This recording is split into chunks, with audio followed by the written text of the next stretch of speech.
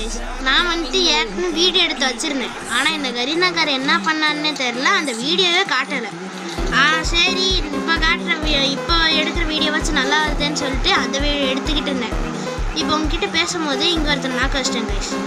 இப்போ மொத்தமாக நம்ம 4 கில்லு இருக்கும். கடைசி எத்தனை கில் அடித்தோன்னு மட்டும் பாருங்கள். இங்கே ஒருத்தனை அடிக்கிறக்குள்ள என் டீம்மேட்டு ஓசிக்கில் எடுத்தான். இங்கே சரி சைடில் வந்தால் இங்கே ஒருத்தர் அடிச்சுக்கிட்டு இருந்தான். அவங்ககிட்ட தப்பிக்கிறக்குள்ள எனக்கு இந்த போட்டு கொண்டுட்டான். அது நெருப்பு கண்ணு போட்டு கொண்டுட்டான் என்னைய. சரி என் டீம்மேட்டுக்கிட்ட கட்டுற வா ப்ரோ ரிவே பண்ண ப்ரோன்ட்டு அவரு எகிரி குதிச்சு வந்து எப்படியோ ஒரு வழியாக ரிவே பண்ணி முடிச்சிட்டாரு.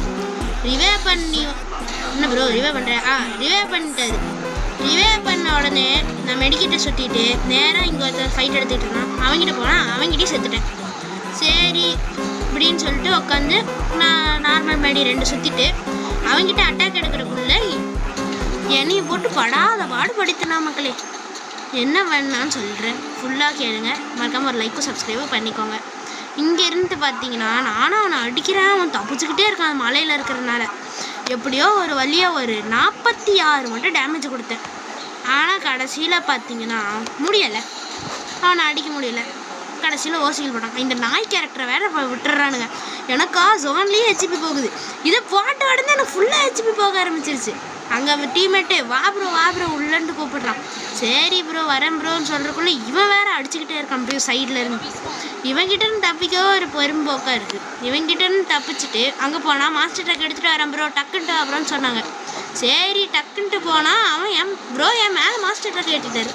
எப்படி அவங்கிட்ட தப்பிச்சு நான் ராஜோன் வந்துட்டு இங்கே ஒரு கில் அடித்து இன்னும் 4 பேர் நாங்கள் கடைசியில் பார்த்தா 2 பேர் டப்புன்னு நாக் ஆகிட்டாங்க.